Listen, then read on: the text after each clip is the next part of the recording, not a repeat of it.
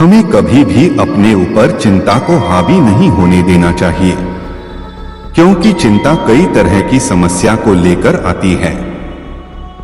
श्री कृष्ण कहते हैं कि चिंता एक चिता के समान होती है। चिंता अपने आप में एक संकट है और चिंतन समाधान की कुंजी है। चिंतन से हमारे विचार करने की क्षमता का विकास होता है। हमारी विचार शक्ति जितनी उत्कृष्ट होगी, कार्य करने का स्तर उतना ही उत्तम होगा। सभी के जीवन में कठिनाइयां आती हैं, परंतु चिंतनशील व्यक्ति हर कठिनाई का कोई ना कोई हल ढूंढ लेता है। कठिनाइयों से बाहर निकलने के लिए बुद्धिमत्तापूर्ण निर्णय चिंतन का परिणाम होता है। चिंतन से विभिन्न समस्याओं के समाधान का मार्ग प्रशस्त होता है। चिंतन का अर्थ यह नहीं कि आप समस्याओं को लेकर चिंतित रहें। यह स्वयं के विचारों, निर्णयों को विकसित करने की प्रक्रिया है। चिंतन करने से मस्तिष्क और बुद्धि का विकास होता है। यह प्रक्रिया संकट के समय खुद को सामान्य और सकारात्मक बनाए रखने में सहायक होता है। जब मनुष्य खुद को संकटों से घिरा होता है तो दो बातें होती हैं, संघर्ष या पलायन। परंतु पलायन से संकट का हल नहीं हो सकता है। समस्याओं का सामना करके ही इससे निजात पाई जा सकती है। संकट से निपटने के लिए चिंतन करना चाहिए। योग और ध्यान का अभ्यास करने से मन शांत होता है और चिंतन का सामर्थ्य विकसित होता है। चिंतन करना मन का केवल कार्य ही नहीं बल्कि धर्म है। चिंतन के पश्चात जो कार्य किया जाता है उसकी सफलता में संदेह नहीं रहता। इसलिए किसी भी कार्य को करने से पूर्व चिंतन करना चाहिए। किसी भी समस्या पर हमें चिंता नहीं, चिंतन करना चाहिए। जो चिंता करता है उसे दुख झेलना पड़ता है और जो चिंतन करता है वह सुखी होता है। चिंता एक मनोभाव है।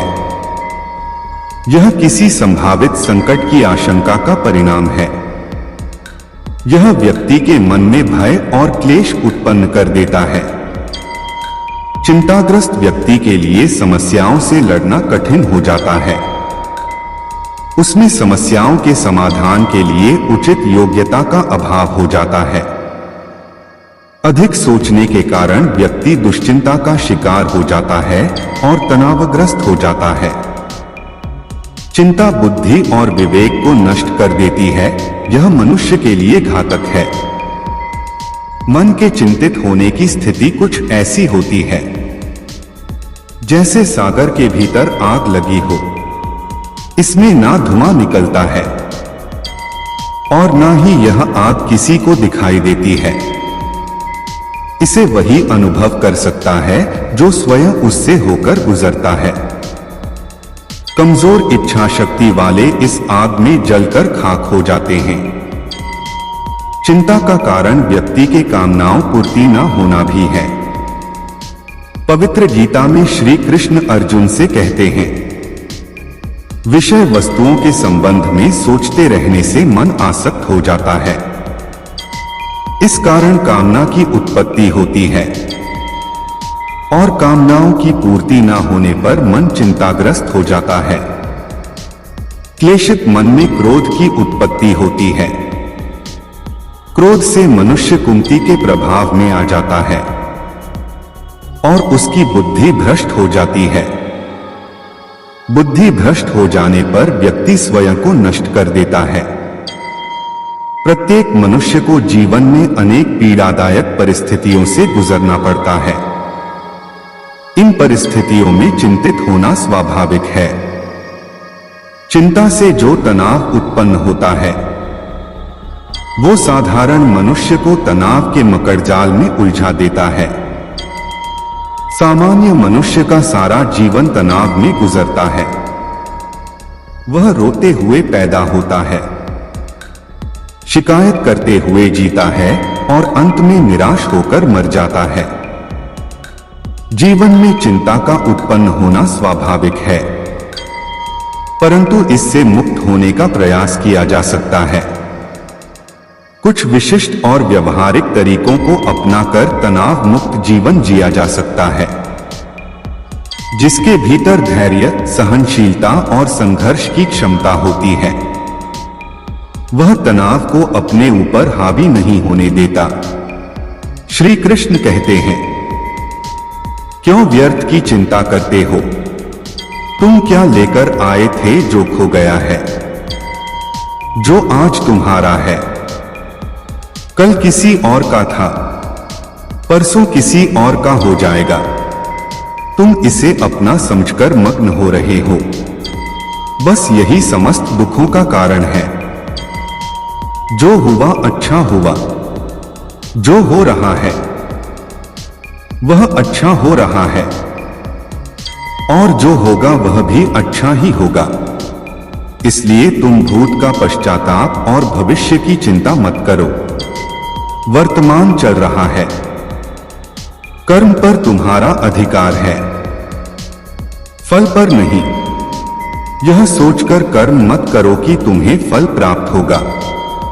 चिंता मानव जीवन में एक ऐसी मनोदशा है जो जीवन भर आदमी को व्यथित किए रहती है। चिंताग्रस्त व्यक्ति सदैव भयभीत रहता है। पशु पक्षी केवल पेट भरने के बाद निश्चिंत होकर जीते हैं। वहीं आदमी पेट की ज्वाला शांत होने पर भी चिंताग्रस्त रहता है। अग्नि के कई रूप होते हैं, जठराग्नि, ईश्रियाग्नि, विरहाग्नि और चिंताग्नि।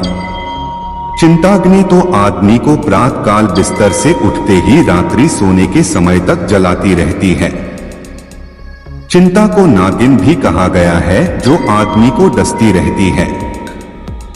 मन में उठ रहे विचारों में जब घबराहट, बेचैनी और भविष्य को लेकर फिक्र का बीज पड़ जाता है, तो धीरे धीरे चिंता नाम का बीज उगने लगता है और बुद्धि को ही नहीं बल्कि शरीर को भी खोखला कर देता है। चिंता हमारी चतुराई को खा जाती है। कहते हैं कि चिंता एक चिता के समान होती है। वही चिंतन हमारे जीवन में प्रकाश बनकर सही मार्ग दिखता है। तो चिंता नहीं, चिंतन करें। चिंता से बुद्धि का नाश होता है, वहीं चिंतन से हमारी बुद्धि का विकास होता है। चिंता करने वाले व्यक्ति के जीवन का नाश होने लगता है, जबकि चिंतन करने वाले व्यक्ति के मस्तिष्क का विकास होने लगता है। चिंतन अचानक से होने वाली प्रक्रिया नहीं है, क्योंकि चिंता तो स्वाभाविक होती है, जबकि चिंतन के लिए अभ्यास किया जाता है। निरंतर अभ्यास द्वारा मनुष्य चिंतन करने लगता है और अपनी निर्धारित मंजिल पर पहुंच जाता है। चिंता और चिंतन एक ही मां की दो संतानें हैं। चिंता करने वाला व्यक्ति दुखी रहता है और सफल नहीं होता। चिंता हमेशा असफलता की ओर धकेलती है। लेकिन जब मनुष्य चिंता छोड़कर चिंतन करते हैं तो मनुष्य सफल होते हैं। चिंता जिम्मेदारियों से भागना सिखाती है, जबकि चिंतन द्वारा हम अपनी जिम्मेदारियों को बखूबी निभाते हैं। चिंता दिशा से भटका देती है, जबकि चिंतन हमारे जीवन को नई दिशा देता है।